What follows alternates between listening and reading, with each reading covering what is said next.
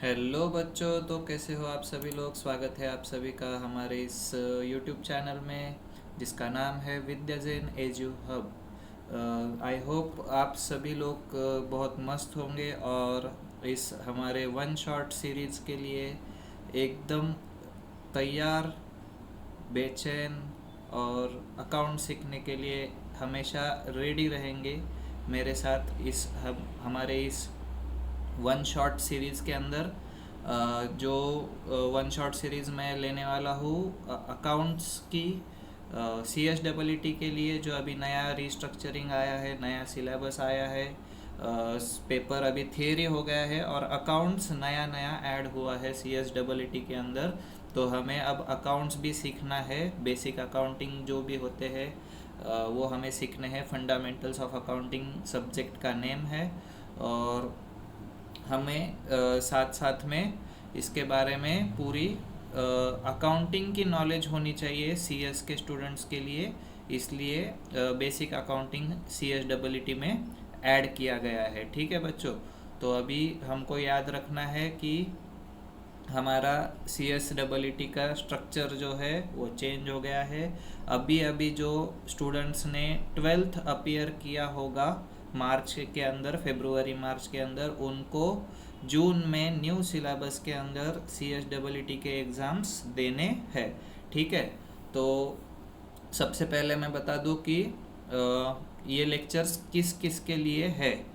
ठीक है, one shot revision वाले, वन शॉट रिवीजन के अंदर देखो, मैं इतना बता सकता हूँ कि जितना भी आपको मॉड्यूल दिया गया है ना आईसीएसआई की तरफ से, वो मॉड्यूल के अंदर के पूरा थियरी कंसेप्ट्स, उसके बाद कुछ प्रैक्टिकल सम्स, कुछ प्रॉब्लम्स या फिर कुछ इलुस्ट्रेशंस, ये सब हम कवर करने वाले हैं इस वन शॉट सीरीज़ के अंदर।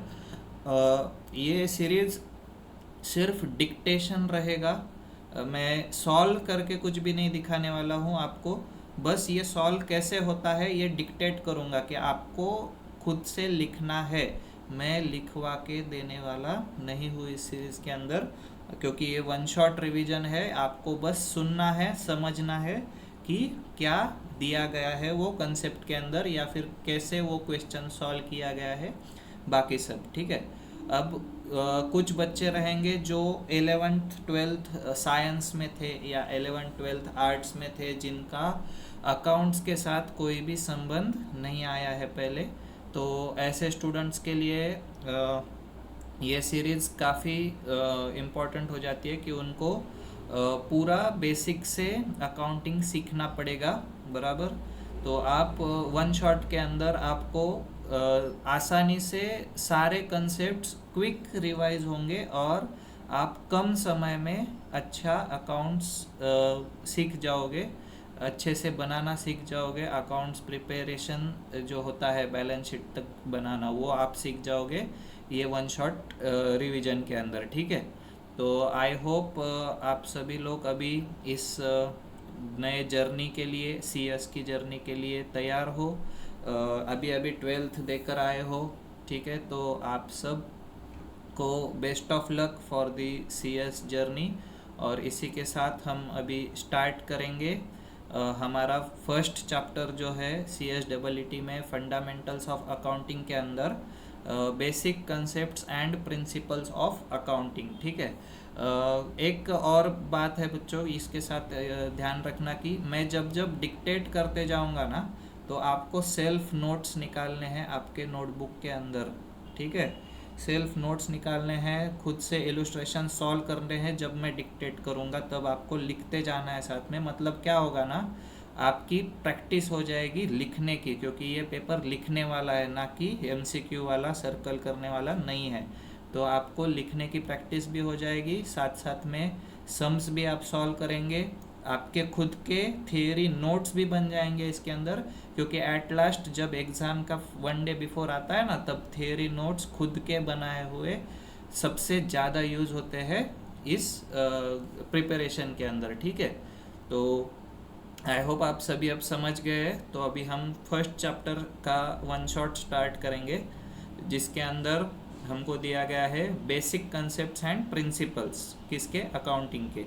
ठीक है। तो हमको इसके अंदर क्या क्या सीखना है, तो अकाउंटिंग सीखना है, बुक कीपिंग सीखना है, अकाउंटिंग के कंसेप्ट सीखने हैं, प्रिंसिपल सीखने हैं, अकाउंटिंग कन्वेंशन सीखने हैं, फंडामेंटल अकाउंटिंग अजम्पशन सीखने हैं, उसके बाद अकाउंटिंग पॉलिसीज सीखनी है, अकाउंटिंग एस्टिमेट्स है और अकाउंटिंग स्टैंडर्ड्स है, ठीक है। तो इन सब में से जो भी ये accounting conventions, policies, assumptions, estimates, ये सब चीज़ें आप 11th-12th के कॉमर्स के अंदर बेसिक अकाउंटिंग के अंदर सीख चुके हो, ठीक है। अकाउंटिंग स्टैंडर्ड्स का भी रिलेवेंस आपको 11th-12th के अंदर आया है, बट इसको थोड़ा सा इन डिटेल सीखने के लिए हमें आज का ये सेशन देखना है। तो सबसे पहले हम अभी स्टार्ट क्या करेंगे, मीनिंग ऑफ अकाउंटिंग या फिर डेफिनेशन ऑफ अकाउंटिंग जो भी दिया गया है ना, वो हमको देखना है। तो डेफिनेशन ऑफ अकाउंटिंग यहाँ पर हमें क्या दिया गया है, accounting is the process of identifying, measuring, recording, communicating financial information to permit informed judgments and decisions by users of the information। और ये डेफिनेशन किसके द्वारा दिया गया है, तो अमेरिकन अकाउंटिंग एसोसिएशन ने ये डेफिनेशन हमको दिया है।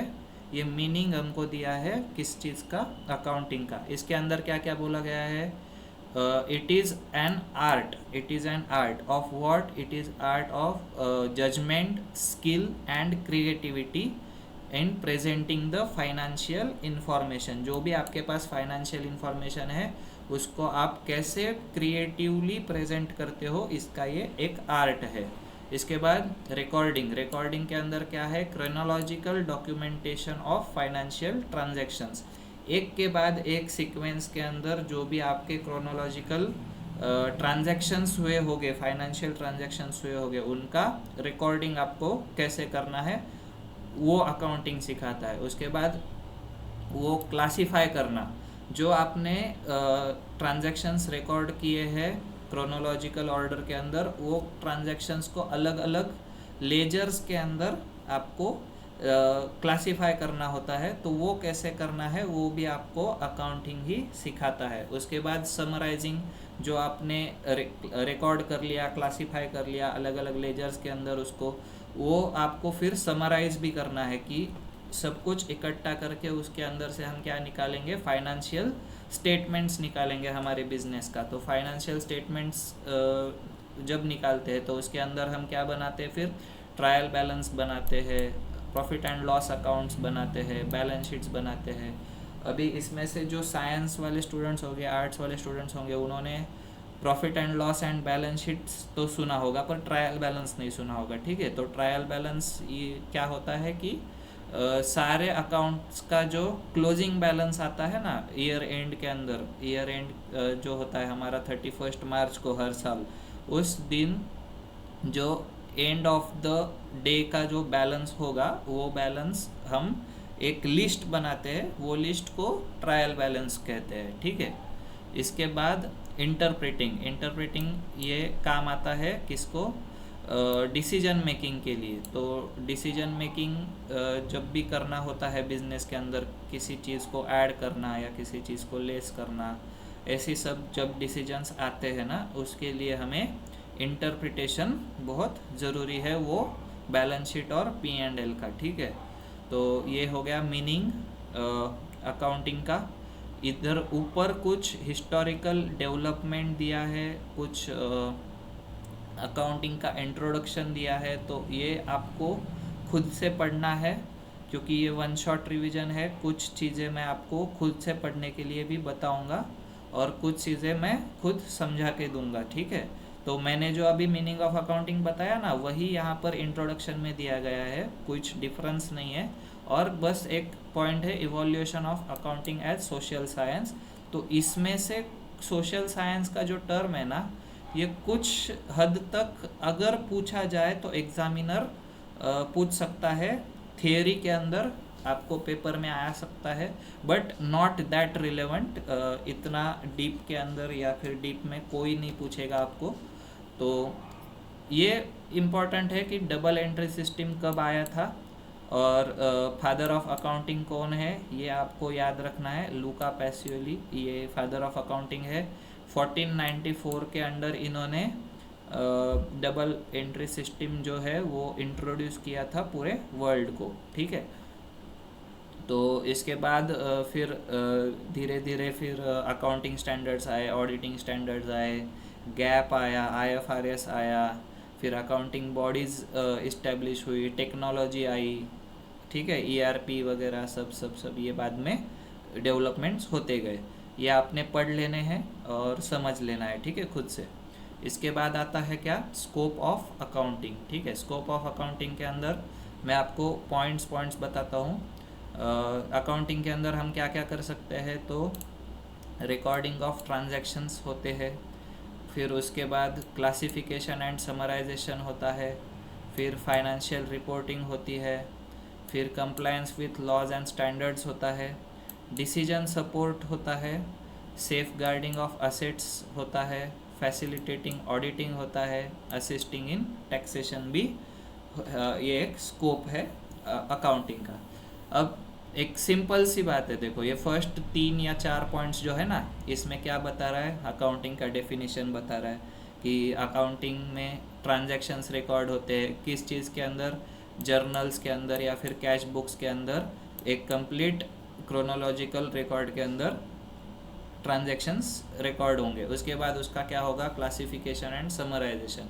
क्लासिफिकेशन क्या होगा, अप्रोप्रिएट लेजर अकाउंट्स में उनको भेजना, फिर उसमें से ट्रायल बैलेंस बनाना ईयर एंड को, और फिर बैलेंस शीट और प्रॉफिट एंड लॉस स्टेटमेंट बनाना। तो वो आएगा फाइनेंशियल रिपोर्टिंग के अंदर। क्या, financial statement such as profit and loss account, balance sheet, cash flow statement and आपका फाइनेंशियल पोजीशन जो भी होगा, आपका परफॉर्मेंस जो भी होगा एट द ईयर एंड या फिर at the certain period decided by the company, जो भी आपका होगा वहाँ पर आपको ये आ जाएगा, ठीक है।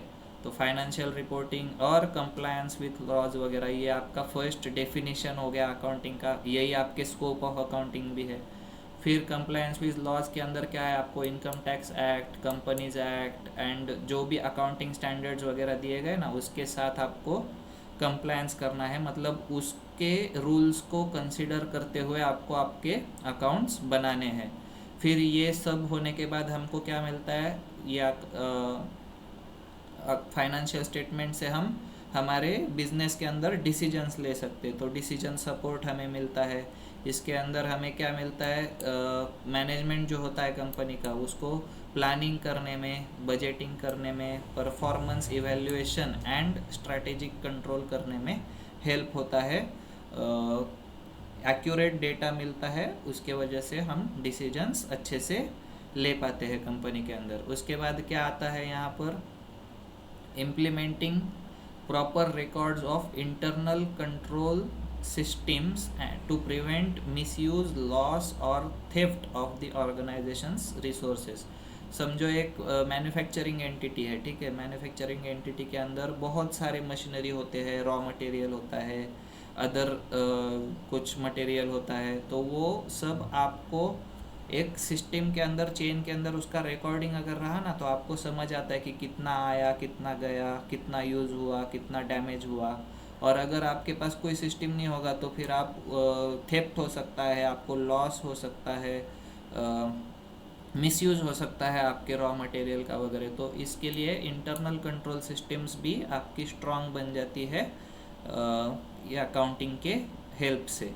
उसके बाद क्या आता है हमारा, फैसिलिटेटिंग ऑडिटिंग। ऑडिटिंग के अंदर जो ऑडिटर्स हमारे फाइनेंशियल स्टेटमेंट्स चेक करते हैं, उनको एक्यूरेसी मिलती है, कंप्लीटनेस मिलता है हमारे फाइनेंशियल स्टेटमेंट्स के अंदर, और एक फेयरनेस भी होती है जिसके अंदर श्योरिटी होती है कि हाँ बाबा, इन्होंने सब अकाउंटिंग स्टैंडर्ड्स अच्छे से फॉलो किए हैं, सब एक्ट्स अच्छे से कंप्लाई किया है, और उसके बाद ही अकाउंट्स बनाने हैं। तो जो भी ऑडिटर आता है आपका बुक्स ऑडिट करने के लिए, तो वो उसको एक clear and complete accounting records मिलते हैं, ठीक है।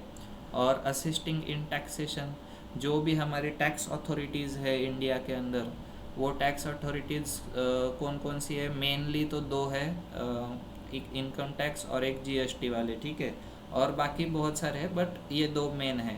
तो इसके अंदर क्या होता है कि जो भी टैक्स अथॉरिटीज़ है उनको टैक्सेबल इनकम कैलकुलेट करने में इजी जाता है, फाइनेंशियल इंफॉर्मेशन करेक्ट डिस्प्ले होने की वजह से वो हाँ एक अच्छा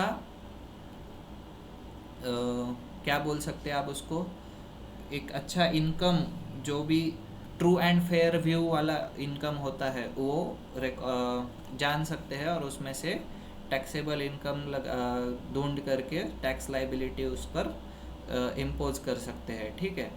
इसके बाद आता है next significance of accounting. Significance of accounting के अंदर अकाउंटिंग को क्या कहा गया है, तो accounting is a decision making tool for management. इसके अंदर आपके income, expense, cash flows, management, ये सब दिखते हैं, ठीक है। तो एक्यूरेट फाइनेंशियल डेटा यूज़ करके जो भी मैनेजमेंट होता है कंपनी का, वो आगे का बजट या फिर कंपनी का कंट्रोल वगैरह सब ठीक कर सकते हैं, ठीक है। इसके बाद आता है ensures accountability to shareholders and society. तो इसके अंदर क्या आएगा, अभी हमारा शेयर होल्डर्स जो होते हैं ना कंपनी के अंदर, जो भी पब्लिक लिमिटेड या प्राइवेट लिमिटेड कंपनी होती है उसके अंदर जो शेयर होल्डर्स होते हैं, वो शेयर होल्डर्स को एक ट्रू एंड फेयर व्यू, मतलब एक ट्रांसपेरेंट व्यू मिलता है फाइनेंशियल स्टेटमेंट्स के अंदर, कि उनका जो शेयर होल्डिंग है उसका, उन्होंने जो पैसा दिया है कंपनी को, वो पैसे का सही इस्तेमाल कंपनी कर रही है या नहीं कर रही है, वो हमें इसके अंदर समझ में आता है, ठीक है।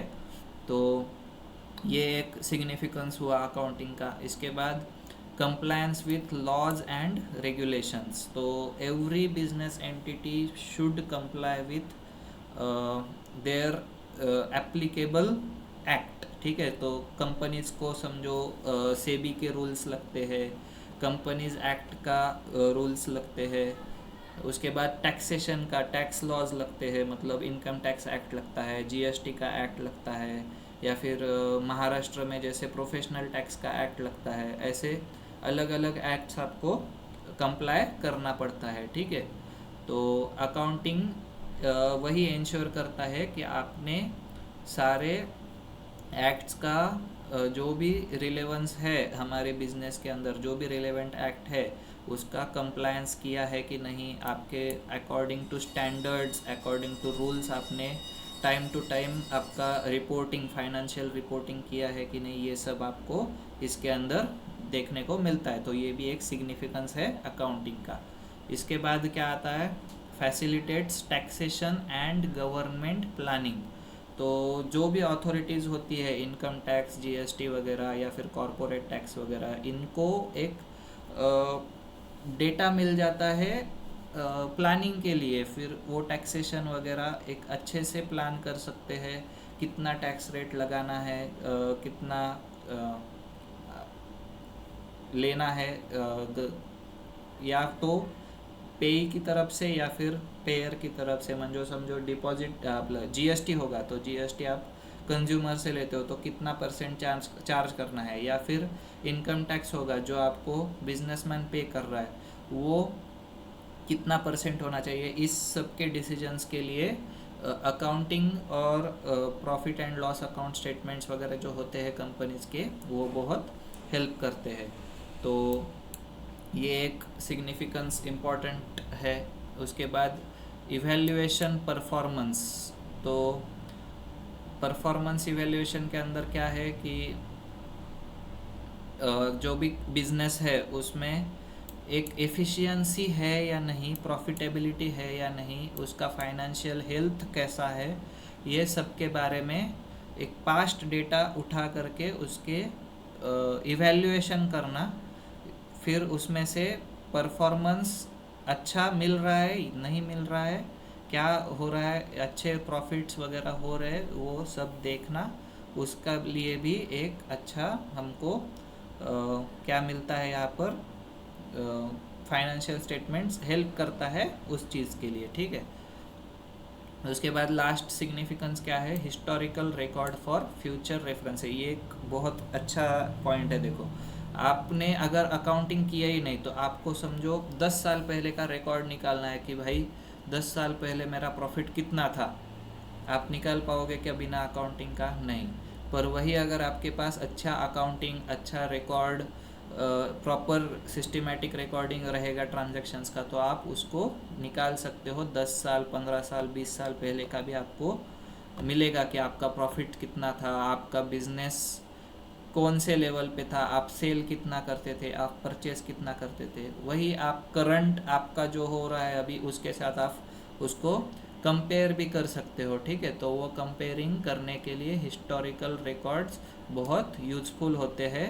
और other than that, accounting creates permanent record of all business transactions which is useful for audits, resolving disputes, applying for loans and strategic planning in the company. आपको लोन अप्लाई करना है तो आपको पास्ट आपका रिकॉर्ड दिखाना पड़ता है bank को, ठीक है, कि हमारा इतना प्रॉफिट था, हम इतना ईयरली इनकम हमारा इतना है, एवरेज इनकम हमारा इतना है, तो हम लोन के लिए ये मैंडेटरी जो आपका इनकम लेवल है वो हम क्रॉस करते हैं। ये सब दिखाने के लिए आपको जो भी पुराने आपके अकाउंटिंग के रिकॉर्ड्स है वो रखना बहुत ज़रूरी है, ठीक है।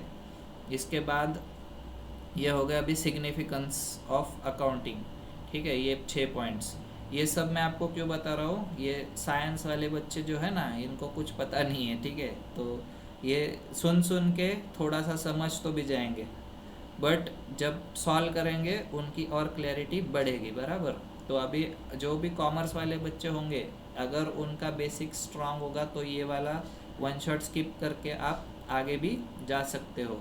बट जो साइंस आर्ट्स वाले हैं ना उनको ये सुनना बहुत ज़रूरी है, क्योंकि इसके अंदर जो भी हमारे रिकॉर्ड्स दिए गए हैं फाइनेंशियल अकाउंटिंग कैसे होती है उसका आपको पहले पढ़ना बहुत ज़रूरी है। उसके सिवा आप अकाउंटिंग नहीं कर पाओगे, ठीक है।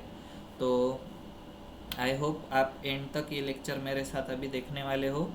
तो अभी हमारा नेक्स्ट जो पार्ट है अकाउंटिंग के अंदर जो बचा है वो है ऑब्जेक्टिव्स ऑफ अकाउंटिंग। तो ऑब्जेक्टिव्स में वही बता देता हूँ, फिर से वही सब बातें हैं, balance sheet, profit and loss, आपका एसेट्स लाइबिलिटीज़ कितना है, फिर आपका स्टैट्यूटरी कंप्लायंस हो रहा है, आपकी प्लानिंग ठीक से हो रही है, रिकॉर्ड्स रिसोर्सेस मिसयूज़ तो नहीं हो रहे, वगैरह वगैरह जो आपने स्कोप में वगैरह पढ़े ना वही फिर से यहाँ पर है। तो क्या है, रिकॉर्डिंग ऑफ ट्रांजैक्शंस, वही सिस्टमेटिकल क्रोनोलॉजिकल ऑर्डर के अंदर रिकॉर्डिंग, फिर प्रॉफिट एंड लॉस निकालना, मतलब ही फाइनेंशियल स्टेटमेंट्स बनाना, उसके बाद आपकी फाइनेंशियल पोजीशन चेक करना बैलेंस शीट के थ्रू, उसके बाद नेक्स्ट क्या है, प्रोवाइडिंग इंफॉर्मेशन टू यूज़र्स, जो भी आपके इन्वेस्टर्स होंगे, क्रेडिटर्स होंगे या फिर रेगुलेटरी अथॉरिटीज़ होंगी, उनको आपका जो भी डेटा होगा वो सप्लाई करना। उसके बाद कंप्लायंस विथ लॉज, वही कंपनीज एक्ट, सेबी के रूल्स, टैक्सेशन वगैरह वगैरह सब कंप्लायंस करना। डिसीजन मेकिंग के अंदर हेल्प जो भी होता है अकाउंटिंग से वो प्लानिंग, कंट्रोलिंग एट्सेट्रा वगैरह, और सेफ गार्डिंग ऑफ असेट्स। वो पूरा स्कोप ऑफ अकाउंटिंग ये scope and objectives are similar, not that difference making जो है ना बहुत सारा डिफरेंस होगा, ऐसा कुछ नहीं है, सिमिलर ही है, ठीक है। तो ये हो गए हमारे ऑब्जेक्टिव्स ऑफ अकाउंटिंग, ठीक है। तो यहाँ पर अब 1 या 2 मिनट का हम ब्रेक लेंगे, इसके बाद स्टार्ट करेंगे हमारा बुक कीपिंग, ठीक है। बुक कीपिंग, फिर अकाउंटिंग वगैरह क्या है ये सब आपको मैं बताऊंगा। इसके बाद ये मेन पॉइंट है लिमिटेशंस ऑफ अकाउंटिंग वगैरह। और आज हमको एक और कंसेप्ट सीखना है। सबसे पहले ये सारा थेरी जो है ना ये आप पढ़ने वाले हो, ठीक है। मैं आपको सिर्फ ऊपर ऊपर से आपको पॉइंट्स बता दूंगा, पर ये आपको इन डिटेल पढ़ना है। और लास्ट में हम यहाँ पर पढ़ेंगे ये सब होने के बाद अकाउंटिंग के रूल्स, गोल्डन रूल्स जो होते हैं ना, वो सबसे इम्पोर्टेंट है ये वाले लेक्चर के अंदर। तो आई थिंक ये सारा जो है ये थियोरी पार्ट आपने खुद ने पढ़ना है, ठीक है। ब्रेक चल रहा है अभी, वैसे भी आपने सुना नहीं सुना, no that requirement as such required, ठीक है। तो पानी पी लो, मस्त मज़े करो, देखो आगे क्या क्या दिया है बुक के अंदर, समझो, समझ के लेने की कोशिश करो।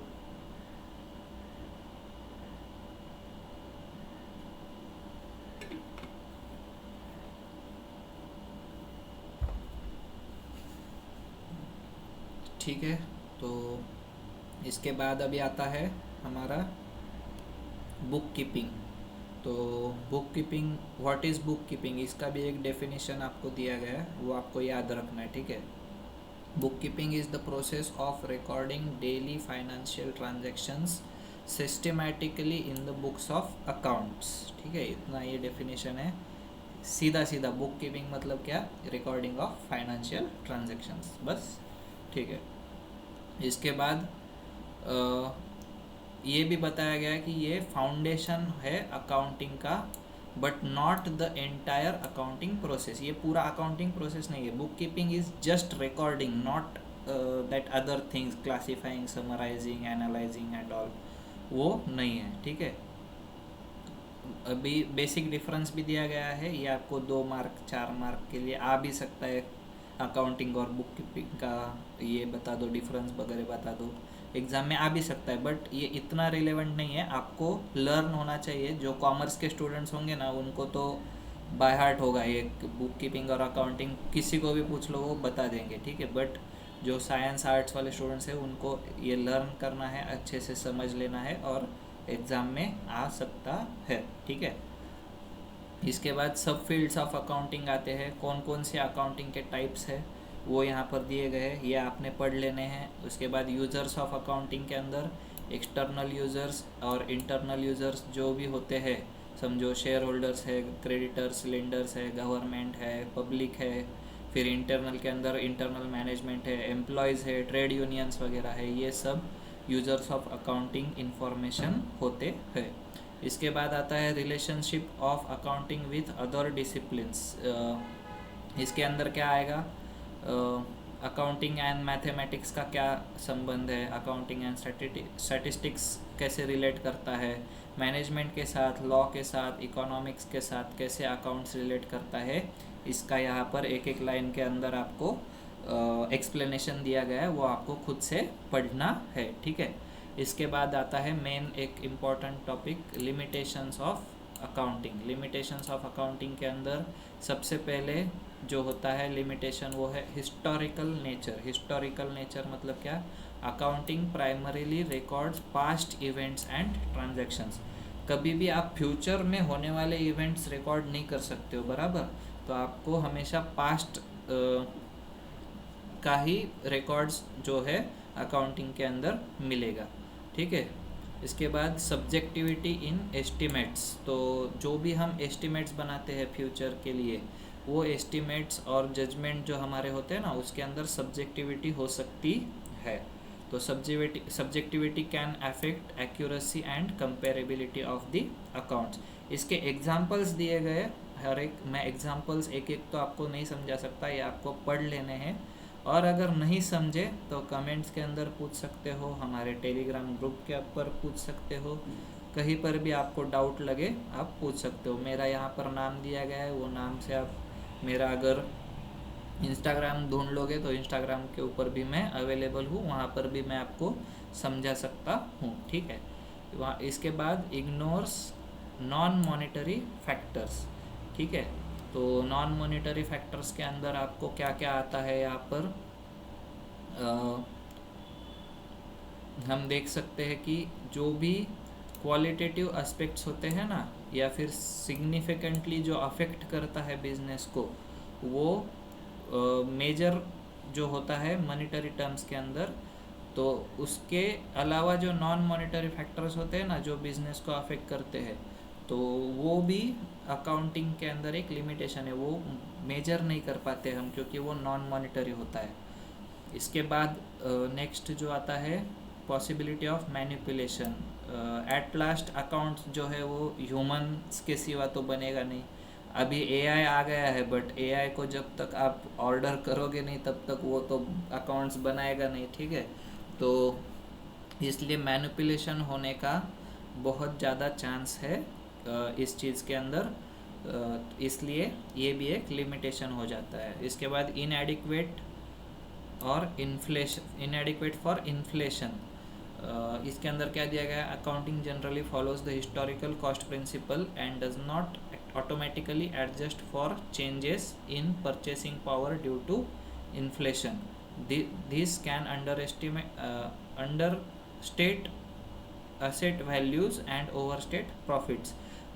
एक हिस्टोरिकल कॉस्ट कंसेप्ट नाम की एक कंसेप्ट होती है अकाउंटिंग के अंदर, कॉमर्स वाले बच्चे जानते होंगे। उसके अंदर जो भी हम अकाउंटिंग करते हैं ना, वो नॉर्मली हम हिस्टोरिकल कॉस्ट पे करते हैं, ना कि करंट प्राइसेस पे जो होता है ना वो नहीं होता है। तो उसके वजह से हम बहुत बार हमारा जो असेट का वैल्यू है ना वो अंडरस्टेटेड रह जाता है। समझो हमने लैंड लिया था 10 साल पहले 15 लाख रुपए को, बट आज उसका वैल्यू 1 करोड़ रुपया है, फिर भी वो हमारे बुक्स के अंदर क्या दिखता है, 15 लाख ही दिखता है, क्योंकि लैंड का हम ना अप्रिसिएशन रिकॉर्ड करते हैं ना ही डिप्रिसिएशन रिकॉर्ड करते हैं हमारे बुक्स के अंदर। तो उस वजह से क्या हो जाता है, हमारे जो भी प्रॉफिट्स है या फिर हमारे एसेट्स वगैरह है ये कभी कभी ओवरस्टेट हो जाते हैं या कभी कभी अंडरस्टेट भी हो जाते हैं। तो इन्फ्लेशन का हमको इसके अंदर अंदाज़ा नहीं आता है, ठीक है। इसके बाद स्टैटिक इन नेचर। तो ट्रेडिशनल अकाउंटिंग सिस्टम में not keep pace with rapidly changing business environments, technological advancements और emerging financial practices। जो भी अभी अकाउंटिंग प्रैक्टिसेस हो रही है उसके अंदर समझो AI आ गया है, टेक्नोलॉजिकल अकाउंटिंग आ गया कि टेक्नोलॉजी का यूज़ करके लैपटॉप्स मोबाइल्स का यूज़ करके आप अकाउंटिंग कर रहे हो। तो ये सब के साथ उसको अडाप्ट कर पाना, रैपिडली चेंज जो हो रहा है उसके अंदर पेस के साथ उसके चल पाना, ये अकाउंटिंग की बस की बात नहीं है, ठीक है। तो वो एक स्टैटिक इन नेचर है, ये भी एक पॉइंट आपको बहुत इम्पॉर्टेंट है। ये जो भी लिमिटेशंस मैंने अभी बताया ना 6, ये आपको लर्न करने हैं, बाय हार्ट करने हैं। कॉमर्स के स्टूडेंट्स हो, साइंस के हो, आर्ट्स के हो, कहीं के भी हो, ठीक है, डिप्लोमा वाले हो, कोई भी हो, उन सबको ये लर्न करने हैं, क्योंकि ये 101% आ सकता है, इसकी गारंटी है। ऊपर वाले जो थे वो उसका गारंटी नहीं था, वो आ भी सकते नहीं भी आ सकते, पर ये आने के बहुत ज़्यादा चांसेस है एग्ज़ाम के अंदर, ठीक है। मतलब एक क्वेश्चन ऐसा आ सकता है, what is the meaning of accounting, explain scope, objectives and limitations of accounting, ऐसा क्वेश्चन आ सकते हैं, ठीक है। 4 या 5 मार्क के लिए या 8 मार्क के लिए ऐसा क्वेश्चन आ सकता है, इतना बड़ा, ठीक है। तो आपको ये लर्न करना है, समझ लेना है और एग्ज़ाम के अंदर लिख करके आना है, थियरी छोड़ना नहीं है, ठीक है। इसके बाद रोल ऑफ कंपनी सेक्रेटरी, ये आपने खुद ने पढ़ने हैं कि कंपनी सेक्रेटरी का क्या रोल आएगा अकाउंटिंग सीखने के बाद। उसके बाद accounting concepts, principles and conventions, ये एक बहुत ही गहरा टॉपिक है। अकाउंटिंग कंसेप्ट्स जो होते हैं, तो मैंने अभी बताया था ना ऊपर हिस्टोरिकल कॉस्ट कंसेप्ट, उसमें का ये एक कंसेप्ट था, ठीक है। तो सबसे पहले हम सीखेंगे अकाउंटिंग कंसेप्ट्स क्या है, ठीक है। अकाउंटिंग कंसेप्ट्स के अंदर सबसे पहला आता है हमारा basic business entity concept. Business entity concepts के अंदर मेनली बस एक ही बात बोली गई है कि बिजनेस का ओनर और बिजनेस ये 2 अलग अलग पर्सन है, ठीक है। समझो प्रोप्राइटर है, मेरा एक बिजनेस है, ठीक है, A&A लिमिटेड, A&A प्रोप्राइटरशिप है, ठीक है मेरा। तो मैं उसका मालिक हूँ, फिर भी मैं मेरे बिजनेस से डिफरेंट हूँ मैं और मेरा बिजनेस सेपरेट एंटिटी है, मेरे अकाउंट्स खुद के अलग बनेंगे, मेरे बिजनेस के अकाउंट्स अलग बनेंगे, ठीक है। बिजनेस का इनकम अलग होगा, मेरा इनकम अलग होगा, वो मिक्स नहीं करेंगे हम। तो ये पहला कंसेप्ट आता है। उसके बाद सेकंड आता है money measurement concept. Money measurement concept में क्या कहा गया है कि जो भी ट्रांजैक्शंस होते हैं वो सिर्फ in the terms of money he record होंगे, कुछ भी अदर इसके अंदर आप उसको रिकॉर्ड नहीं कर सकते हैं। समझो कंपनी ने अभी यहाँ पर एग्जाम्पल जो दिया है वही लेंगे हम। Company records 2 lakh spent on staff training but the actual knowledge or skill gained by employees are not recorded। मतलब क्या, अभी कंपनी ने स्टाफ को ट्रेनिंग दिया, ठीक है, उसके लिए उनका 2 लाख रुपए का खर्चा भी आया, बट वो जो एक्चुअल नॉलेज और स्किल्स जो कंपनी ने गेन किया है वो आप कैसे रिकॉर्ड करेंगे, उसको फाइनेंशियल टर्म्स के अंदर आप कैसे रिकॉर्ड कर सकते हो? इट इज़ इम्पॉसिबल, ठीक है। तो आपको वहाँ पर मनी मेजरमेंट कंसेप्ट के अंदर वो आप 2 लाख रुपए का खर्चा तो रिकॉर्ड कर लेंगे, पर जो आपके स्टाफ को नॉलेज या स्किल मिला है ना वो आप रिकॉर्ड नहीं कर पाएंगे इस चीज़ के अंदर। इसके बाद आता है next going concern concept. Going concern concept के अंदर आपको एक ही ध्यान में रखना है कि आपका बिजनेस जो भी होगा ना वो एक गोइंग कंसर्न रहेगा, ये कभी बंद नहीं हो सकता है। तो अकाउंटिंग हमेशा अज्यूम क्या करता है, business will continue its operations indefinitely unless evidence suggests otherwise. मतलब क्या, जब तक कोई डॉक्यूमेंट नहीं बन जाता कि ये बिजनेस सच में ख़त्म हो गया है, ये बंद हो गया है, तब तक अकाउंटिंग ऑपरेशंस या फिर बिजनेस ऑपरेशंस कंटिन्यू होते रहेंगे इनडेफिनाइट पीरियड के लिए। समझो एक कंपनी है, वो कंपनी जब तक ऑफिशियली लिक्विडेशन के अंदर नहीं जाएगी ना तब तक आपको समझ नहीं आएगा कि वो कंपनी चालू है या बंद है। उसके बाद क्या आता है accounting period concept. Accounting period जो होता है वो यूजुअली 1 साल का होता है, अनलेस एंड अदरवाइज कोई कंपनी न्यूली फॉर्म हुई है बिटवीन एनी अकाउंटिंग पीरियड तो उसका कम हो सकता है, बट नॉर्मली हर कंपनी का 1 साल का अकाउंटिंग पीरियड होता है रिपोर्टिंग के लिए, ठीक है। बट जो भी लाइफ होता है ना बिजनेस का वो तो कंटिन्यूस होता है, वो इनडिफिनाइट होता है, वो जब तक बंद नहीं होगी तब तक वो चलती रहती है, ठीक है। But for reporting it is for usually 1 year, और वो 1 ईयर जो भी होता है ना वो नॉर्मली इंडिया के अंदर 1 अप्रैल से लेकर के 31 मार्च ऑफ द एवरी ईयर होता है, ठीक है। इसके बाद आता है ये एक इम्पॉर्टेंट कंसेप्ट है dual aspect concept. Dual aspect concept के अंदर हमको क्या बताया गया है, जो भी डबल एंट्री सिस्टम आता है ना, डबल एंट्री सिस्टम के अंदर बताया गया है कि अकाउंटिंग इक्वेशन जो है हमारा assets is equal to liabilities plus capital, ठीक है। तो ये आपको याद रखना है कि जो भी आपके असेट्स रहेंगे आपके बिजनेस के अंदर उतने ही आपके कैपिटल और लाइबिलिटीज़ रहते हैं। आप कितना भी जोर लगा लो आपका ये बैलेंस कभी भी मिसमैच नहीं होगा, ठीक है। तो every transaction has 2 aspects, that is 1 is debit and 1 is credit. ये डेबिट और क्रेडिट का बहुत ज़्यादा रिलेवेंस है, आपको हर जगह डेबिट क्रेडिट देखने को मिलने वाला है हमारे इस पूरे सीरीज़ के अंदर। पूरे अकाउंट्स के अंदर सिर्फ डेबिट एंड क्रेडिट है, ठीक है। डेबिट क्रेडिट के सिवा अकाउंट्स बनता नहीं है।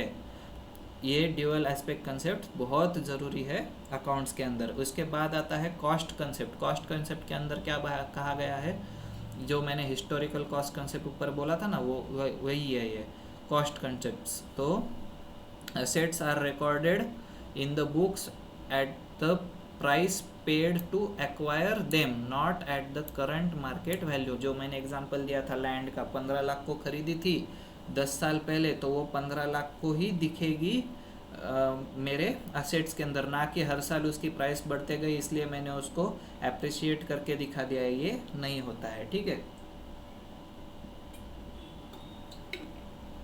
इसके बाद आता है रियलाइजेशन। रियलाइजेशन के अंदर क्या है, रिवेन्यू रिकॉग्निशन कंसेप्ट बोलते हैं इसको। तो revenue should be recorded only when it is earned, just when cash is received. मतलब समझो आपको एडवांस मिल गया, बट वो आपका इनकम अभी है नहीं, वो एडवांस है, आपने अभी तक उसके बदले में कुछ सामने वाले को दिया नहीं है, तो वो आपका रिवेन्यू नहीं होगा। जब तक आप लेना देना आपका कंप्लीट नहीं करोगे उस तब तक आपका रिवेन्यू वो रिकॉग्नाइज नहीं होगा। ठीक है, तो रिवेन्यू रिकॉग्निशन कंसेप्ट भी आपको एक इम्पॉर्टेंट कंसेप्ट है। जब तक आप दोनों साइड से फुलफिल नहीं करोगे तब तक आपका रिवेन्यू रिकॉग्नाइज नहीं होगा। बहुत सारे पार्ट्स आते हैं। अभी ये रेवेन्यू रिकॉग्निशन है ना, इसका एक्चुअली एक अकाउंटिंग स्टैंडर्ड है। वो अकाउंटिंग स्टैंडर्ड के अंदर आपको बहुत अच्छे से ये वाला कंसेप्ट समझ जाएगा। ठीक है, बहुत सारे कॉन्ट्रैक्ट्स होते हैं। देखो, तो कॉन्ट्रैक्ट्स के अंदर समझो रोड बनाने का कॉन्ट्रैक्ट है, तो कितना रोड कंप्लीट हुआ उसका उतना ही रेवेन्यू क्या होता है, कैलकुलेट होता है। ना कि उसको पैसे सारे पूरे रोड के मिल गए पर उसने रोड सिर्फ बनाया आधा ही, तो वो आधा ही रेवेन्यू उसको रिकॉर्ड करना पड़ता है, रिकॉग्नाइज करना पड़ता है। बाकी का आधा बचा हुआ उसके पास एडवांस बोल के ही जमा होता है। ठीक है, तो ऐसे रेवेन्यू रिकॉग्निशन होते हैं। इसके बाद आता है मैचिंग कंसेप्ट। मैचिंग कंसेप्ट्स के अंदर क्या कहा गया है, expense should be matched with the revenue of the same accounting period. जो भी आपने साल भर में एक्सपेंस किया है उसको आपको साल भर का जो रेवेन्यू आपको आया है ना उसके साथ ही मैच करना है। नहीं तो आप क्या कहोगे, मैंने पिछले साल खर्चा किया था, ठीक है, उसका प्रॉफिट मैं अभी रिकॉर्ड, उसको मैं अभी के प्रॉफिट के साथ मैच कर रहा हूँ। मतलब मैं अभी के प्रॉफिट में से पिछले साल का आपका जो एक्सपेंस है उसको लेस करूँगा, तो ये नहीं चलता है। ठीक है, तो इसका हेल्प क्या होता है, जो भी ट्रू प्रॉफिट एंड लॉस होगा ना आपका, वो आपको रिकॉर्ड करने में यहाँ पर आसानी जाती है। ठीक है, इसके बाद एक और इम्पॉर्टेंट और मेन कंसेप्ट क्या है, एक्रूअल कंसेप्ट। एक्रूअल कंसेप्ट के अंदर क्या कहा गया है, income and expenses are recorded when they are earned or incurred, not when just cash is received or paid. Similar to revenue recognition, accrual concepts के अंदर जो भी आपके एक्सपेंसेस हो गए या फिर इनकम होगा वो एक्रूअल के बेसिस पर आपका रिकॉर्ड होगा, ना कि जब वो कैश पे होगा या फिर कैश रिसीव होगा उसके हिसाब से नहीं। समझो मैंने काम किया है, ठीक है, मेरा काम करने के बाद मुझे 10,000 रुपये मिलना है एक पार्टी के तरफ से, तो मैं वो मेरे बुक्स के अंदर अभी रिकॉर्ड कर दूंगा कि मुझे इस पार्टी से 10,000 रुपये मिलने हैं। बट मैं ये नहीं कर सकता कि मेरे को वो 10,000 अगले साल में मिल गए तो वो मेरा प्रॉफिट अगले साल का हुआ। This is not the concept. वो 10,000 मेरे इस साल के थे ना, तो वो मैं इसी साल उसको रिकॉर्ड करूँगा, भले ही वो मुझे 2 साल बाद मिले, 5 साल बाद मिले, जब भी मिले, बट वो मेरा प्रॉफिट पहले का ही होता है। ठीक है, इसके बाद नेक्स्ट आते हैं अकाउंटिंग प्रिंसिपल्स। अकाउंटिंग प्रिंसिपल्स भी बहुत इंपॉर्टेंट कंसेप्ट है। जैसे आपने कॉस्ट्स कंसेप्ट्स देखे, सब अकाउंटिंग कंसेप्ट्स देखे, बेसिक अजम्पशंस जो होते हैं ट्रांजैक्शंस रिकॉर्ड करने के लिए, ये एक इम्पॉर्टेंट है आपके एग्ज़ाम के पॉइंट ऑफ व्यू से। वैसे ही सेम अभी नेक्स्ट ये पॉइंट भी इम्पॉर्टेंट है जिसके अंदर अकाउंटिंग प्रिंसिपल्स दिए गए हैं। तो मेनली यहाँ पर आपको 5 प्रिंसिपल दिए गए, उसमें से पहला है कंसिस्टेंसी प्रिंसिपल। कंसिस्टेंसी प्रिंसिपल के अंदर आपको क्या कहा गया है कि जो भी मेथड ऑफ अकाउंटिंग आपने यूज़ किया है अकाउंट्स रिकॉर्ड करने के लिए, वही मेथड ऑफ अकाउंटिंग आप हर ईयर कंटिन्यूअसली आपके बिजनेस के अंदर उसको कंसिस्टेंट रखेंगे, ना कि हर साल उसको बदल देंगे।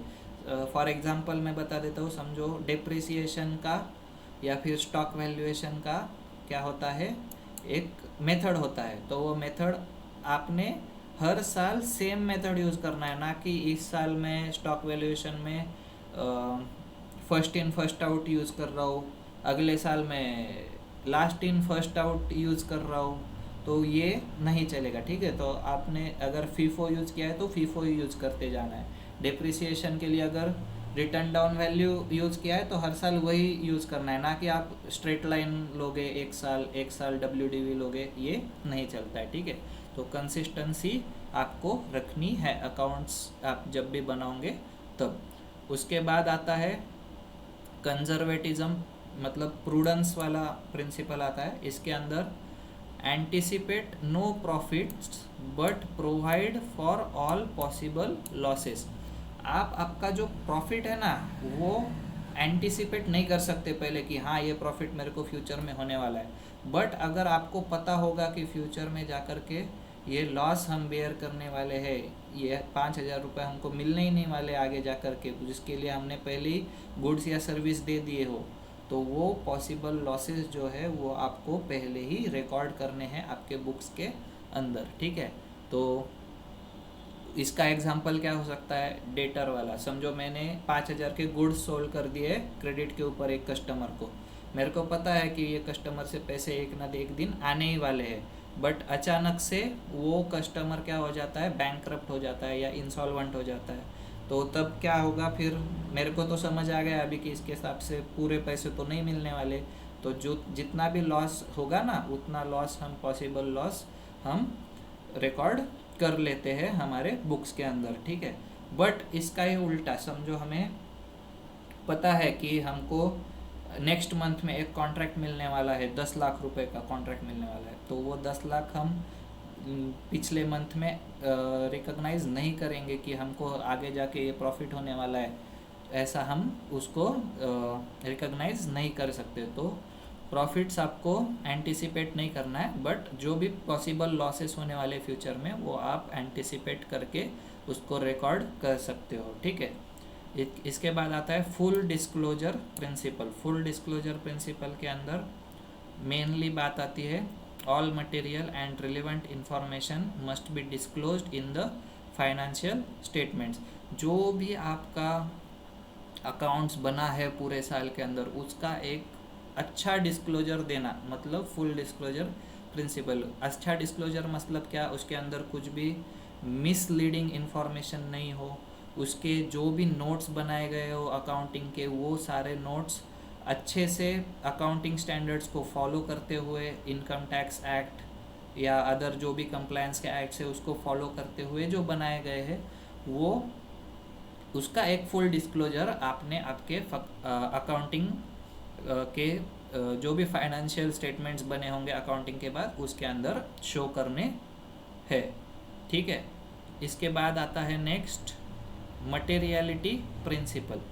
मटेरियलिटी प्रिंसिपल के अंदर क्या है, only information that is significant and influences decision making needs detailed recording and disclosure in the books of accounts. Material impact, जो भी फाइनेंशियल ट्रांजैक्शंस आपके प्रॉफिट या लॉस पे मटेरियल इम्पैक्ट या फिर आपके डिसीजन मेकिंग पे इम्पैक्ट डालता है ना, वो आपको क्या करना है, आपके स्टेटमेंट्स, जो भी फाइनेंशियल स्टेटमेंट्स आप बनाते हो ना, नोट्स टू अकाउंट्स वगैरह आप बनाते हो ना, उसके अंदर आपको मटेरियली उस चीज़ को डिस्क्लोज करना है, ठीक है। इसके बाद आता है नेक्स्ट प्रिंसिपल हमारा ऑब्जेक्टिविटी प्रिंसिपल। ऑब्जेक्टिविटी प्रिंसिपल के अंदर क्या कहा गया है, all accounting transactions should be recorded based on verifiable and reliable evidence, ठीक है, रादर देन पर्सनल ओपिनियन और बायस्ड ऑफ द अकाउंटेंट और मैनेजमेंट वगैरह। बायसनेस नहीं होना चाहिए, कोई भी अकाउंटिंग जो भी आप रिकॉर्ड कर रहे हो ना उसके अंदर बायसनेस नहीं होना चाहिए अकाउंटेंट की तरफ से या मैनेजमेंट की तरफ से, या भी कोई पर्सनल ओपिनियन नहीं होना चाहिए कि ये नहीं मैं इसको ऐसे रिकॉर्ड करूँगा। नो, आपको जो भी अकाउंटिंग कंसेप्ट दिए हैं, अकाउंटिंग प्रिंसिपल्स दिए हैं, उसके हिसाब से आपने आपके बुक्स ऑफ अकाउंट्स मेंटेन करने हैं, प्रिपेयर करने हैं और यूज़र्स के लिए सप्लाई करना है, ठीक है। तो ये हो गया हमारा ऑब्जेक्टिविटी प्रिंसिपल्स। ये प्रिंसिपल्स, पांचों प्रिंसिपल्स इम्पॉर्टेंट है, याद रखने हैं, ये पूरे अकाउंटिंग के आपके जर्नी के अंदर आपको काम आने वाले, ठीक है।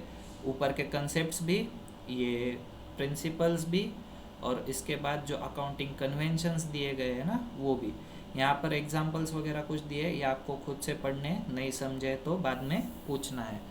तो यहाँ पर अकाउंटिंग कन्वेंशंस दिए गए। अकाउंटिंग कन्वेंशंस के अंदर क्या कहा गया है, सबसे पहला जो है वो है हमारा कंजर्वेटिज्म। कंजर्वेटिज्म में क्या बोला गया है, anticipates no profits but provide for all losses.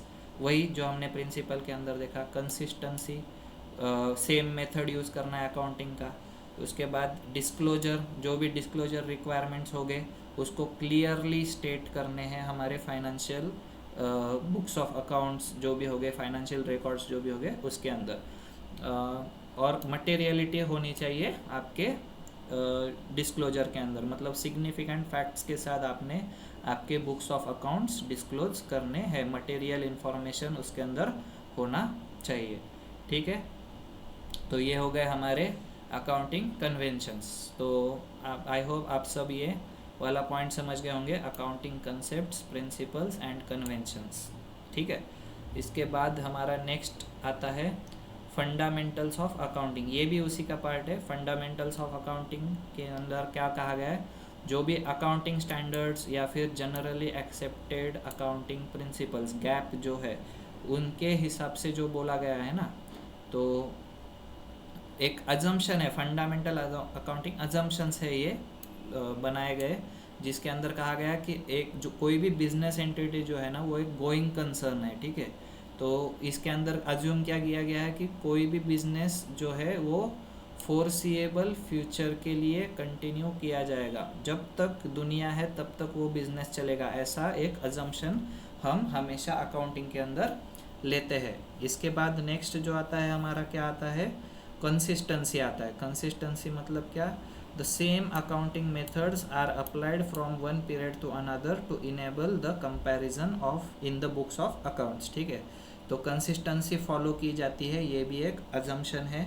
और एक्रूअल बेसिस, एक्रूअल बेसिस मतलब क्या, जब भी खर्चा हुआ है तब रिकॉर्ड करो, या जब भी इनकम हुआ है तब रिकॉर्ड करो, इसको बोलते हैं एक्रूअल। और इसका भी एक अजम्पशन बेसिस पर ही हमें दिया गया है कि आप अजम्पशन लगा करके ही आपका रिकॉर्डिंग जो भी होगा ट्रांजैक्शंस का वो करेंगे। ठीक है, ये हो गया हमारा कंसेप्ट्स और प्रिंसिपल्स वाला पार्ट। इसके बाद आता है फाइनेंशियल स्टेटमेंट्स। फाइनेंशियल स्टेटमेंट्स के अंदर वही है, profit and loss account, balance sheet, cash flow statements and notes to accounts, इतना सब मिला करके क्या बनता है, हमारे फाइनेंशियल स्टेटमेंट्स बनते हैं। ये आपने पढ़ लेना है। इसका कुछ कैरेक्टरिस्टिक्स दिया गया है, ये कैरेक्टरिस्टिक्स भी आपने खुद से पढ़ने हैं, क्योंकि ये धीरे धीरे आगे के चैप्टर्स में आते जाएंगे। ठीक है, ये अभी यहाँ पर बता करके टाइम वेस्ट करना इज़ नॉट दैट रिलेवेंट। ठीक है, तो ये आप खुद से पढ़ लो और आगे भी आपको इसके रिलेवेंस आने ही वाला है। इसके बाद आता है हमारा अकाउंटिंग पॉलिसीज़। ठीक है, तो अकाउंटिंग पॉलिसीज़ क्या होते हैं, सबसे पहले उसका डेफिनेशन यहाँ पर दिया गया है, हम वो पढ़ेंगे। और उसके बाद कौन सी अकाउंटिंग पॉलिसीज़ हमको सिलेक्ट करनी चाहिए उसके भी हम नीचे जो दिया गया है वो इन्फॉर्मेशन पढ़ेंगे।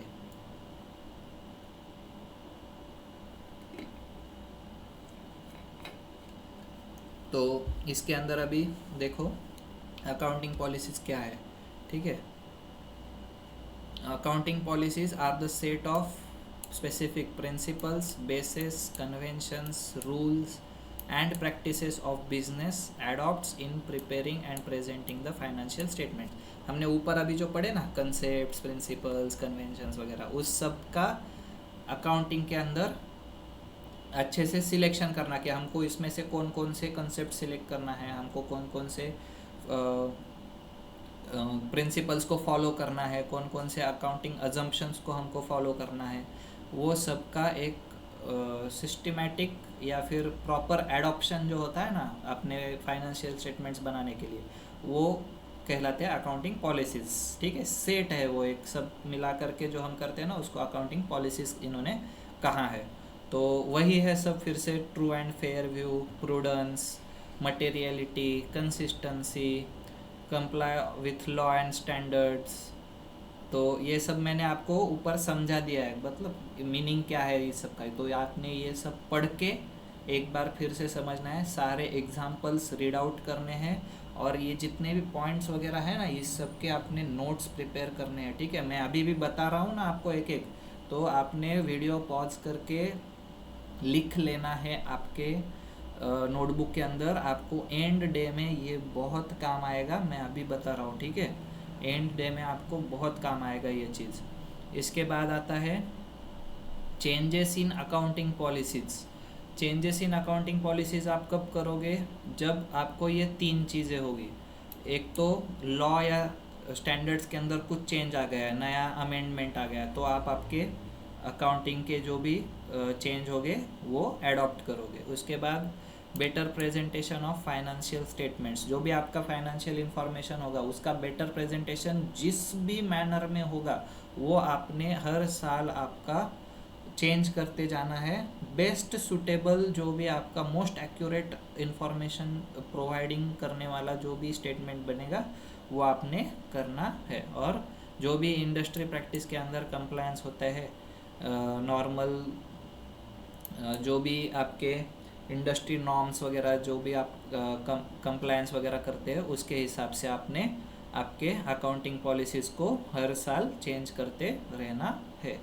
इसके बाद इम्पैक्ट क्या आता है इसका, तो प्रॉफिट और असेट्स वैल्यूएशन, लाइबिलिटीज़ का वैल्यूएशन वगैरह जो भी हमारा आएगा ना, उसके अंदर एक प्रॉपर एक्यूरेट इन्फॉर्मेशन जो होती है ना वो हमको मिलेगी, ना कि उसके अंदर कोई बायसनेस होगा या फिर पुराना ज़माने का प्रॉफिट कैलकुलेशन की सिस्टम्स नहीं रहेगी। नया न्यू एकदम अप टू डेट प्रॉफिट हमारा कैलकुलेट होगा इस चीज़ के अंदर, ठीक है।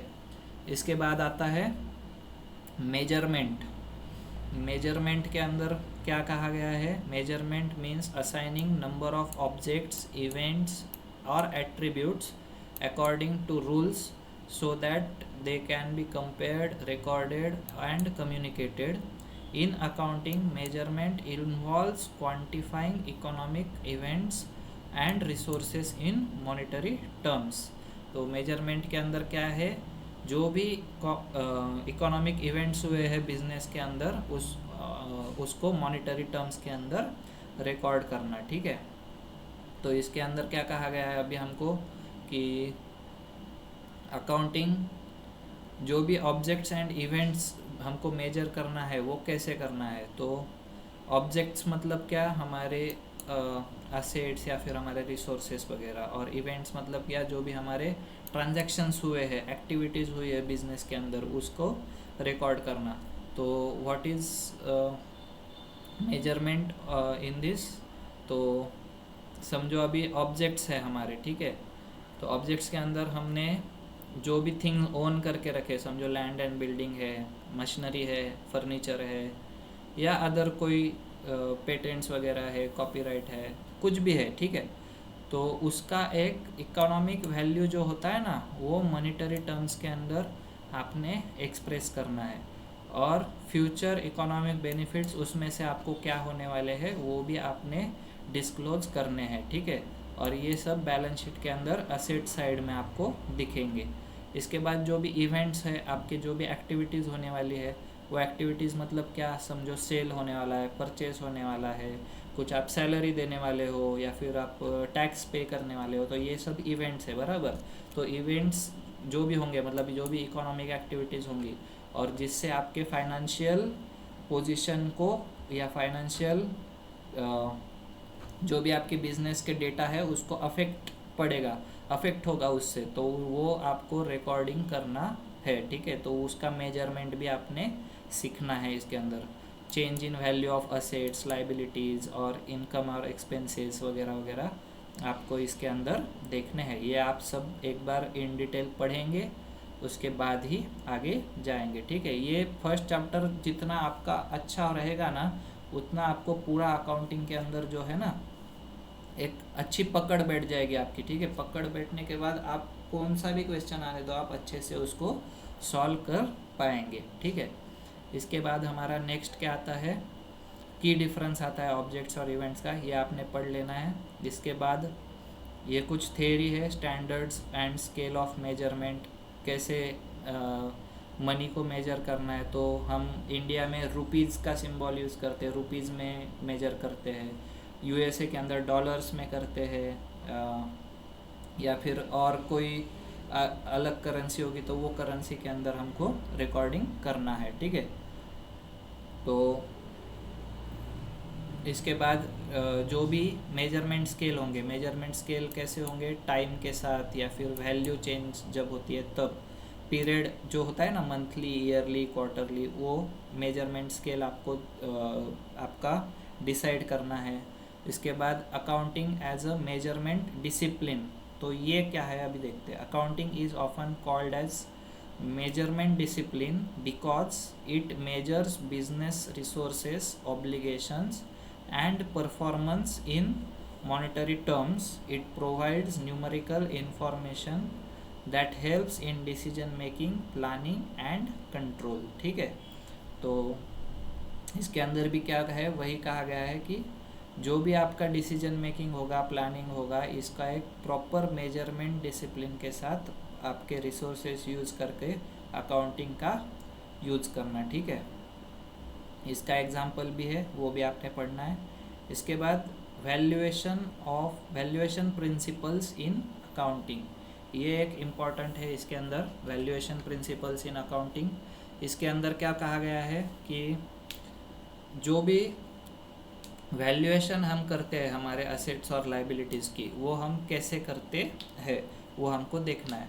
तो सबसे पहले आता है historical cost principle. Historical cost के अंदर हम क्या करेंगे, जो भी हमारा असेट का परचेस कॉस्ट था, समझो हमने लैंड एंड बिल्डिंग परचेस किया है 5 लाख रुपीज़, ठीक है। तो वो 5 लाख रुपीज़ कब परचेस किया है हमने, 2005 के अंदर, ठीक है। 2005 के अंदर हमने 5 लाख रुपए को लैंड एंड बिल्डिंग लिया था। आज 2026 के अंदर उसकी वैल्यू हो गई है 50 लाख रुपीज़, ठीक है।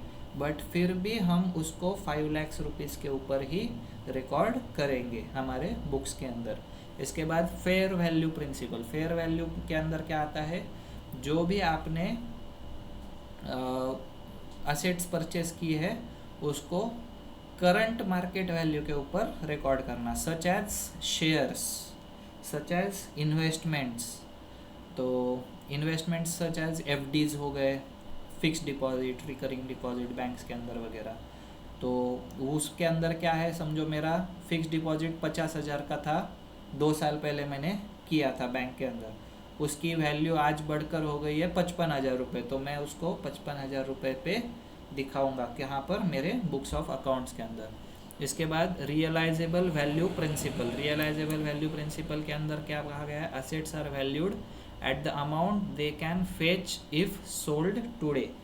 समझो मेरे पास एक फर्नीचर है मेरे बिजनेस के अंदर, ठीक है। वो फर्नीचर मैं क्या कर रहा हूँ, मैंने जो लिया था ना तब वो 10,000 रुपये का था, बट वो यूज़ करने के बाद मेरा उसका वैल्यू घट के 5 साल के बाद हो गया समझो 5,000 रुपये, ठीक है। 10,000 में लिया था, बट आज उसका अगर मैं बेचूंगा ना अभी, तो वो मुझके मेरे को सिर्फ 5,000 रुपये ही मिलेंगे।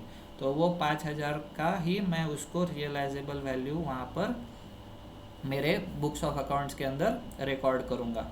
ऐसे ही सेम स्टॉक के साथ भी होता है, कुछ स्टॉक ख़राब हो गया, डैमेज हो गया, लॉस हो गया कुछ, तो उसको हम रियलाइजेबल वैल्यू के अंडर वहाँ पर मेजर करते हैं। इसके बाद present value principle. Liabilities are valued at the present value of future cash outflows.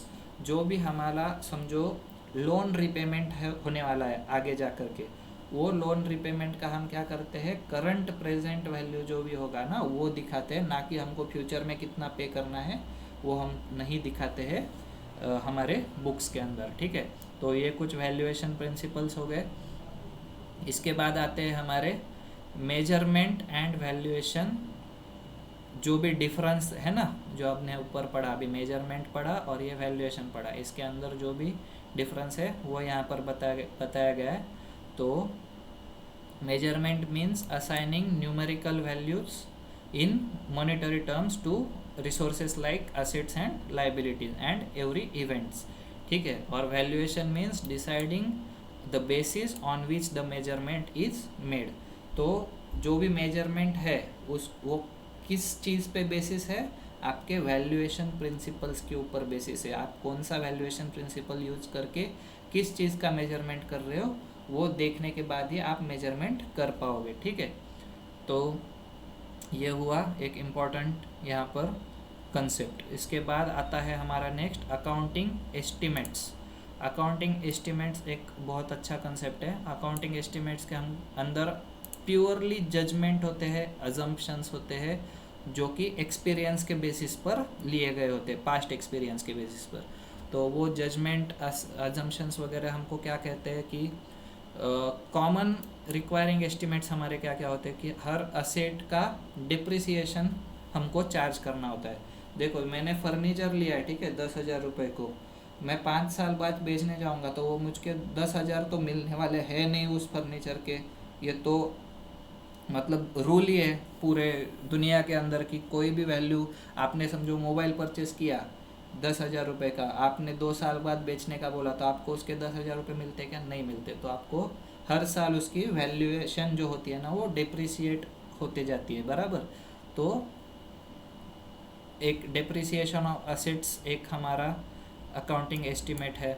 इसके बाद provision for bad debts. Bad debts मतलब मैंने ऊपर एक एग्जांपल दिया था, देखो कि एक आदमी था, उसने मेरे से क्रेडिट पे गुड्स लेके गया पर वो बाद में इंसॉल्वेंट हो गया, तो फिर उसके हमको क्या हो गया, अभी बैड डेट्स हो गए, जो भी हमको पैसे आना था वो हमारे मतलब अभी नहीं आएंगे। तो वो बैड डेट्स के लिए प्रोविज़न बनाना, ये भी एक अकाउंटिंग एस्टिमेट है। फिर वारंटी लाइबिलिटीज़। वारंटी लाइबिलिटीज़ मतलब क्या, हमारे प्रोडक्ट के ऊपर हम 5 साल की 10 साल की वारंटी देते हैं, बराबर, कस्टमर्स को। तो वो वारंटी का हमें प्रोविज़न बनाना पड़ता है हमारे बुक्स के अंदर। समझो हमने साल भर में 1 करोड़ रुपए का सेल कर दिया है वो पर्टिकुलर प्रोडक्ट का, तो हमको उसके ऊपर कुछ सर्टन अमाउंट का, सर्टन परसेंटेज का एक वारंटी का एक प्रोविज़न बनाना पड़ता है। उसके बाद ऑब्सोलेसेंस ऑफ इन्वेंट्री। इसके अंदर क्या कहा गया है, fashion retailer estimates 10% of stock may be go unsold. मतलब अभी कोई फैशन डिज़ाइनर है, ठीक है, या फिर कोई कपड़े वाला दुकानदार है, वो कपड़े वाला दुकानदार क्या करता है, भाई मैंने 10 लाख का स्टॉक परचेस किया है, बट मेरे को पता है जैसे जैसे फैशन चेंज होगा, वो फैशन चेंज होने की वजह से मेरा इसमें से 1 लाख रुपए का माल नहीं बिकने वाला है, ठीक है। तो वो नहीं बिकने वाला है मतलब वो उसका लॉस होने वाला है आगे जा कर के, तो वो लॉस उसने एस्टिमेट करके रखना है पहले से। तो ये एक यहाँ पर एस्टिमेट आता है। फिर fair value estimate. Fair value estimate के अंदर क्या गया है, कहा है investments in shares are shown at market value which fluctuates daily and must be estimated at reporting date, ठीक है। आप शेयर मार्केट के अंदर जो भी लोग ट्रांजैक्शंस करते हैं ना, उसके अंदर जो भी आपका डेली जो चेंज होता है ना स्टॉक का, उसका एक फेयर मार्केट वैल्यू लेकर के आपने आपके बुक्स के अंदर उसको शो करना है, उसको कहते हैं फेयर वैल्यू एस्टिमेट्स, ठीक है। तो जो भी मार्केट प्राइस के ऊपर आपका स्टॉक रहेगा, जो भी आपकी रिपोर्टिंग डेट रहेगी उस दिन जो भी आपकी मार्केट वैल्यू रहेगी, उस मार्केट वैल्यू के अंदर आप फेयर वैल्यू लेकर के आपके बुक्स ऑफ अकाउंट्स के अंदर उसको शो करेंगे। तो ये हुए कुछ अकाउंटिंग एस्टिमेट्स, ठीक है। इसके अंदर कॉमन अकाउंटिंग एस्टिमेट्स क्या है, सिर्फ डिप्रिसिएशन है, प्रोविज़न है डाउटफुल डेट्स के लिए, वारंटी एक्सपेंसेस है जो भी हमारे वारंटी के प्रोडक्ट्स होते हैं उसके लिए, और एक प्रोविज़न फॉर टैक्सेशन है। हमको पता होता है हर साल हमको टैक्स पे करना है, तो उस टैक्सेशन के लिए हम प्रोविज़न भी बना सकते हैं। इसके बाद लास्ट हमारा पॉइंट आता है इस चैप्टर के अंदर, इंट्रोडक्शन टू अकाउंटिंग स्टैंडर्ड्स, ठीक है। अकाउंटिंग स्टैंडर्ड्स के अंदर व्हाट आर अकाउंटिंग स्टैंडर्ड्स, सबसे पहले हमको वो देखना पड़ेगा, उसके ऑब्जेक्टिव्स वगैरह देखने पड़ेंगे, और एक लिस्ट दी गई है लंबी 28 अकाउंटिंग स्टैंडर्ड्स है, एक्चुअली 27 है।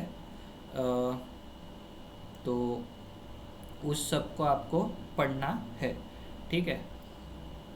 तो सबसे पहले पढ़ते हैं व्हाट आर अकाउंटिंग स्टैंडर्ड्स। तो accounting standards are written policy documents issued by regulatory bodies that provides guidelines as on how financial statements should be prepared and presented, ठीक है।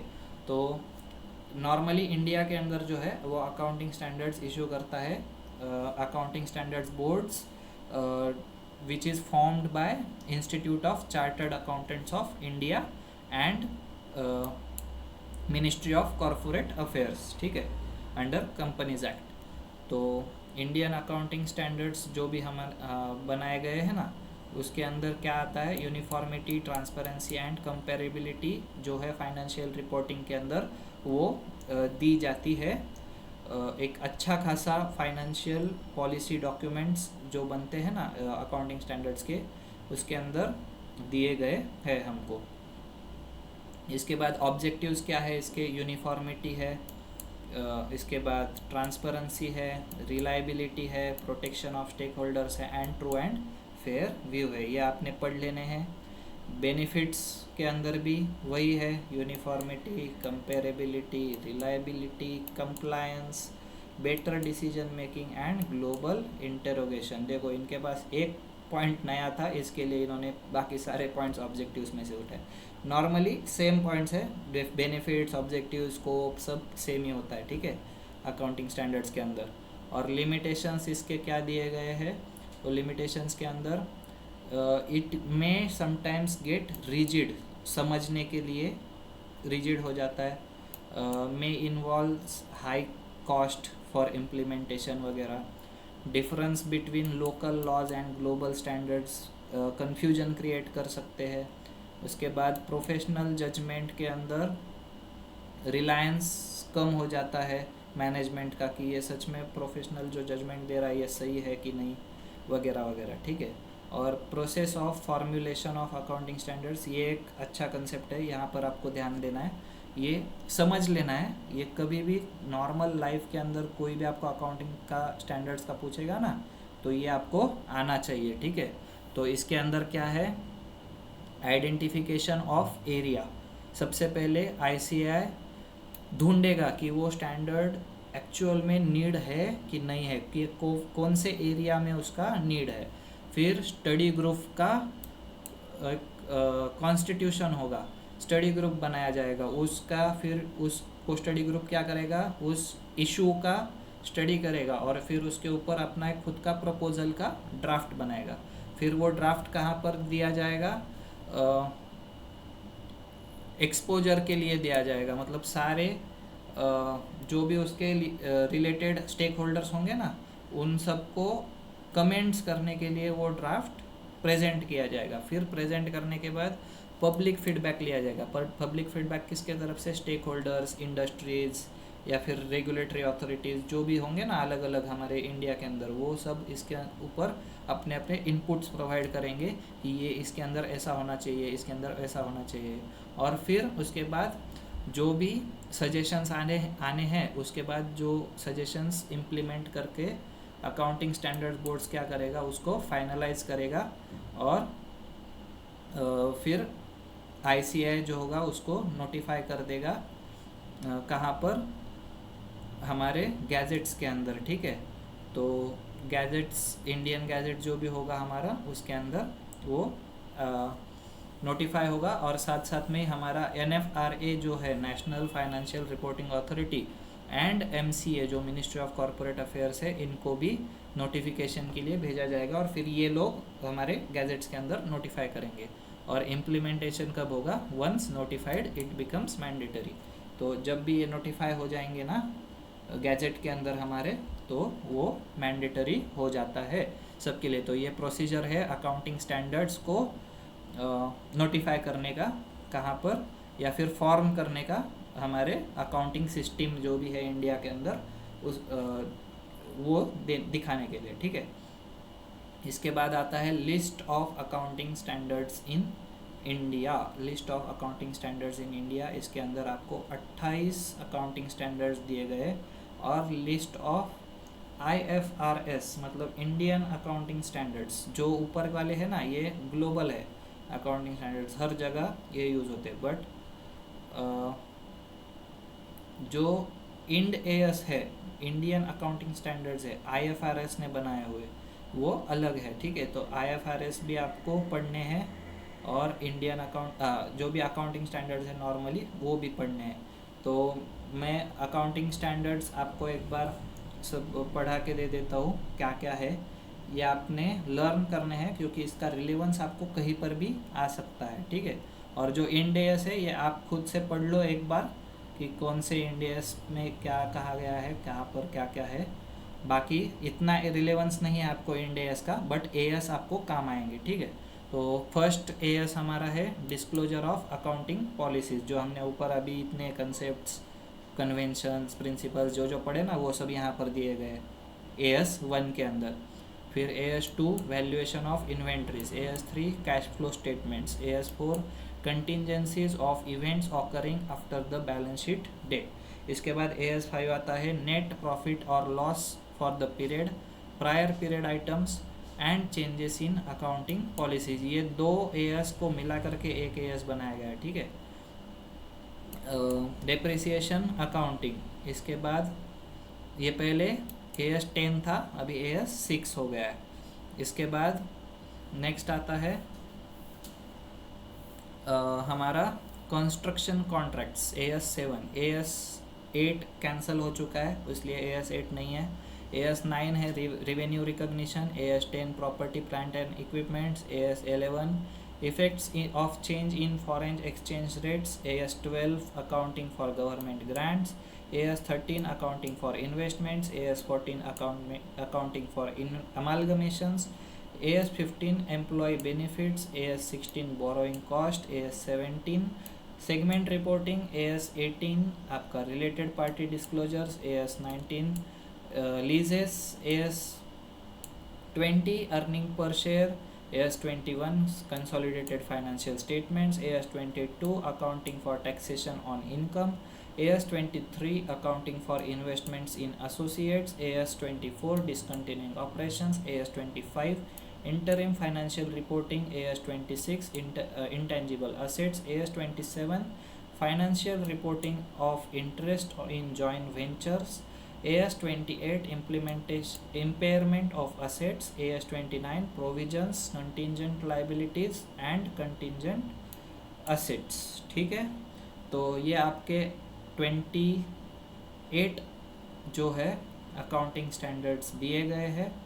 एक्चुअली ये 27 है, ये लिस्ट मुझे पता नहीं अपडेटेड है या नहीं, बट अपडेटेड लिस्ट आपको ICAI के वेबसाइट के ऊपर मिल जाएगा। अपडेटेड लिस्ट के अंदर 27 ही है ये एज पर माई इंफॉर्मेशन।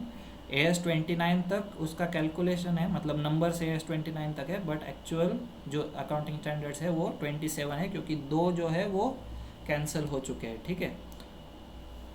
इसके बाद आता है हमारा नेक्स्ट इंड एएस, जो कि मैंने आपको बोला है आपने खुद से पढ़ना है। ये लिस्ट ऑफ अकाउंटिंग स्टैंडर्ड्स अगर आपको लर्न करनी है आप लर्न कर सकते हो, या फिर आपको पढ़ के छोड़ देना है आप पढ़ के छोड़ दे सकते हो, बट ये इम्पॉर्टेंट है पूरे अकाउंटिंग के जर्नी के लिए, ठीक है। अकाउंटिंग इसके सिवा नहीं हो सकता, ठीक है। अकाउंटिंग स्टैंडर्ड्स के सिवा अकाउंटिंग पॉसिबल नहीं है। तो ये हमारा चैप्टर का एंड है। यहाँ पर कुछ MCQ क्वेश्चंस, ट्रू और फॉल्स, कुछ थियोरेटिकल क्वेश्चंस दिए गए हैं, तो और इसके आंसर्स भी आपको ढूंढने हैं, लिखने हैं, सॉल्व करने हैं आपके नोटबुक के अंदर। जितना आप लिख के प्रैक्टिस करोगे उतना आपका राइटिंग का प्रैक्टिस हो जाएगा, सॉरी, और एग्ज़ाम के अंदर आपको इजी जाएगा आपकी राइटिंग करने के लिए, क्योंकि आपका एग्ज़ाम थियोरेटिकल है तो आपको समझ जाना है कि एक या दो क्वेश्चंस 5 से 10 मार्क जो होंगे ना आपके 100 मार्क्स में से, ये वाला चैप्टर कवर करेगा 8 मार्क तक, ठीक है। तो आई होप आपको ये वाला चैप्टर समझ गया है। आपको पूरा एक बार पढ़ना है 2 दिन लगाओ 3 दिन लगाओ चलेगा, बट ये लर्न होना बहुत ज़रूरी है। अकाउंटिंग कंसेप्ट्स बहुत इम्पॉर्टेंट है, अकाउंटिंग के डेफिनेशन इम्पॉर्टेंट है, उसके स्कोप वगैरह ऑब्जेक्टिव्स वगैरह भी इम्पॉर्टेंट है। ठीक है, तो यहाँ पर हमारा ये फर्स्ट लेसन ख़त्म होता है, basic concepts and principles of accounting. I hope आप सभी लोगों ने ये वाला लेक्चर बहुत एंजॉय किया है। मुझे पता है मैं थोड़ा सा कम हंसाता हूँ, कम जोक्स मारता हूँ, ठीक है, बट जितना इन्फॉर्मेशन प्रोवाइड करना होता है ना, वो इन्फॉर्मेशन मैं 100% आपको प्रोवाइड करता हूँ मेरे लेक्चर्स के अंदर। तो आई होप मैंने इस वाले चैप्टर के अंदर आपको सब कुछ समझा दिया है अच्छे से। आपने एक बार इसको पढ़ना है, रिवाइज करना है, लर्न करना है, अकाउंटिंग स्टैंडर्ड्स याद करने हैं, और आपके अकाउंट्स के जो भी पेपर होगा फंडामेंटल ऑफ अकाउंटिंग का, उसके लिए अच्छे से प्रिपरेशन करके जाना है। ठीक है, I wish you all the best for your upcoming journey of CS। इसके अंदर ये वाला चैप्टर लर्न करने के लिए भी आपको ऑल द बेस्ट, और आई होप आप सब इसके नोट्स बनाएंगे, अच्छे से प्रेजेंट करेंगे, और जो कोई अच्छा प्रेजेंट करेगा वो मेरे को नोट्स का PDF बना करके भेजेगा अपने खुद के। ठीक है, मेरे टेलीग्राम के चैनल के ऊपर आप लोग भेजोगे बना करके, और जो भी अच्छा बनाएगा उसको एक सर्टिफिकेट दिया जाएगा बैच के एंड के टाइम। पूरा बैच जो होगा ना, उसके अच्छे नोट्स बनाने के बाद, ठीक है, proper neat and clean notes जो भी बनाएगा उसको सर्टिफिकेट दिया जाएगा हमारी तरफ से। ठीक है बच्चों, तो आई होप आपको ये वाला पूरा सेशन समझ में आ गया है। थियरी था पूरा, इसलिए कुछ बच्चे सो भी गए होंगे, तो सोना नहीं है, जागना है। धीरे धीरे प्रैक्टिकल की ओर हम जाएंगे, क्योंकि अकाउंट्स पूरा प्रैक्टिकल सब्जेक्ट है। थियरी के बेस पे है, पर थियरी जब तक आप समझोगे नहीं ना, तब तक आप अकाउंटिंग प्रैक्टिकली सॉल्व नहीं कर सकते हो। ठीक है, तो इस वजह से आई होप आप सब लोग अभी समझ गए। तो टाटा बाय बाय, मिलते हैं नेक्स्ट आपके लेक्चर के अंदर। जो सेकंड चैप्टर आपका रहेगा हम वहाँ पर कंटिन्यू करेंगे। उसके अंदर कुछ बेसिक्स ऑफ अकाउंटिंग है, मतलब कुछ अकाउंटिंग के रूल्स, गोल्डन रूल्स, उस recording of transactions, journal, ledger वगैरह सब आपको सिखाऊंगा मैं उस वाले 1 शॉट रिवीजन वीडियो के अंदर। ठीक है, तो आई होप आपको ये समझ गया है। आप नेक्स्ट वीडियो देखने ज़रूर आइएगा। आपके दोस्तों के साथ इसको शेयर करिए, फॉलो करिए हमारे चैनल को, जिस कारण आपको नए वीडियोस के अपडेट मिलते रहेंगे। और शेयर करिए अपने दोस्तों के साथ, अपने फ्रेंड्स के साथ, जो भी CS का प्रिपरेशन करना चाहते हैं। साथ साथ में जो 11th-12th अकाउंट्स भी पढ़ना चाहते हैं ना, वो भी ये लेक्चर्स देख सकते हैं, क्योंकि सेम अकाउंट से कुछ डिफरेंस नहीं है उसके अंदर। ठीक है, तो अभी मैं ये लेक्चर एंड कर रहा हूँ। टाटा बाय बाय, एंड मिलते हैं नेक्स्ट लेक्चर के अंदर। तब तक के लिए बाय, साइन ऑफ।